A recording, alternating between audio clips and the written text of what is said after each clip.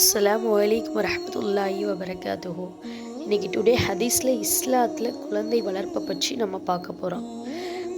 குழந்தைகள் பிறக்கும்போது நல்ல ஒரு குழந்தைகளாக தான் பிறக்கிறாங்க. அவங்க வளர்க்கிறது, அவங்க நல்லா வளர்கிறதும் சரி, கெட்டவங்களாக வளர்கிறதும் சரி, பெற்றோர்களோட வளர்ப்பு முறையில் தான். பெற்றோர்கள் ஒரு உண்மையான இஸ்லாமியர்களாக இருந்தாங்கன்னா பிள்ளைகளும் அவர்களை போலவே தூய இஸ்லாமியர்களாக வளர்கிறாங்க. பெற்றோர்கள் ஒரு பெயரளவு முஸ்லீம்களாக இருந்தாங்களா, குழந்தைகளும் பெயரளவு முஸ்லீம்களாகவே வளர்கின்றாங்க. இதற்கு மாற்றமாக நல்லவங்களுக்கு கெட்ட குழந்தைகளும் கெட்டவங்களுக்கு நல்ல குழந்தைகளும் பிறக்கிறத நம்ம கண்ணாலே பார்க்குறோம். நபி ஸல்லல்லாஹு அலைஹி வஸல்லம் அவர்கள் ஒரு ஹதீஸில் கூறுறாங்க. புகாரியில் 1359வது ஹதீஸில் அது இடம்பெற்றிருக்கு. அறிவிப்பாளர் அபு ஹுரைரா ரலியல்லாஹு அவர்கள், சாதாரணமாக ஒரு விலங்கு எப்படி முழு வளர்ச்சி பெற்ற விலங்கு பெற்றெடுக்கிறதோ அதுபோல் எல்லா குழந்தைகளுமே இயற்கையான மார்க்கத்தில் தான் பிறக்கிறாங்க. விலங்குகள் அங்கே குறைவுடன் பிறக்கிறத நம்ம பார்த்துருக்கோமா? முழுமையான விலங்கை அங்கே சேதப்படுத்துவது போல் பெற்றோர்களும் தன்னோட குழந்தைகளை யூதர்களாகவோ இல்லை கிறிஸ்தவர்களாகவோ இல்லை நெருப்பு வணங்கியர்களாகவோ மாற்றுவது பெற்றோரோட கையில் தான் என்பதை இந்த ஹதீஸின் மூலியமாக நம்ம புரிஞ்சுக்கிறோம். நம்மளோட குழந்தைங்க ஒழுக்கத்துலேயும் மார்க்கத்துலேயும் நல்லடக்கத்துலேயும் நற்குணத்துலேயும் சிறந்து விளங்கணும் அப்படின்னு நம்ம நினச்சோன்னா முதல்ல இஸ்லாத்திற்கு உட்பட்டு அமைய வேண்டும். எல்லா விஷயங்களும் இஸ்லாத்திற்கு உட்பட்டதாக நம்மளுக்கு இருக்கணும். அதனால தான் ஒரு குழந்தை நம்ம பெற்றெடுக்கிறது ஒரு பெரிய விஷயமே இல்லை. ஏன்னா ஆடு, மாடு, கோழி, குதிரை, இன்னும் கோடிக்கணக்கான உயிரினங்கள் குழந்தை பெற்றெடுத்துட்டு தானே இருக்கு.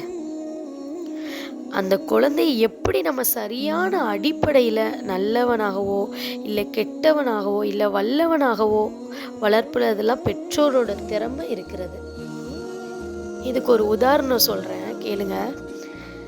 இப்ராஹிம் அலைஹிஸ்ஸலாமோட வளர்ப்பை பற்றி நம்ம பார்ப்போம். இப்ராஹிம் அலைஹிஸ்ஸலாம் ஒரு நாள் ஒரு கனவு காங்குறாங்க. எப்படின்னா அவங்க மகனை அறுத்து பலியிடுற மாதிரி.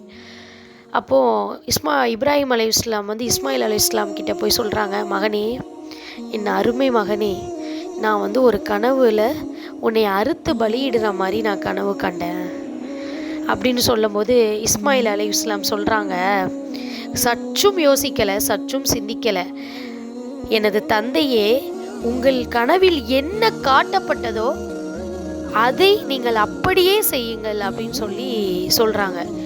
ஏனென்றால் உங்களோட பொறுமையானது என்னை காப்பாற்றும் அப்படின்னு சொல்கிறாங்க. உடனே இப்ராஹிம் அலைஹிஸ்ஸலாமும் அவங்களோட பொறுமையை காத்து கடைசி நொடி வரைக்கும் அவங்களோட பொறுமையை காத்து அவங்களோட பையனை அவங்க மீட்டெடுத்து இஸ்மாயில் அலைஹி வஸல்லம், மாஷா அல்லாஹ், அல்லாஹு அக்பர், அல்லாஹ் ஒரு ஆட்டை இறக்குறான். எங்கிருந்து? வானத்திலிருந்து. இப்ராஹிமே, உன்னுடைய கட்டளையை நீ ஒருபோதும், நான் இட்ட கட்டளையை நீ ஒருபோதும் மறுக்காமல் நீ அதை செய்ய துணிஞ்சிட்ட. உனக்கு உன் பரிசாய் நான் உன் மகனே தருகிறேன் அப்படின்னு சொல்லிட்டு ஒரு ஆட்டை முழுமையாக குர்பான் கொடுக்க சொன்னாங்க. எவ்வளோ பெரிய ஒரு விஷயம். இந்த காலத்தில் நம்ம அதை செய்வோமா? யோசிச்சுக்கோங்க.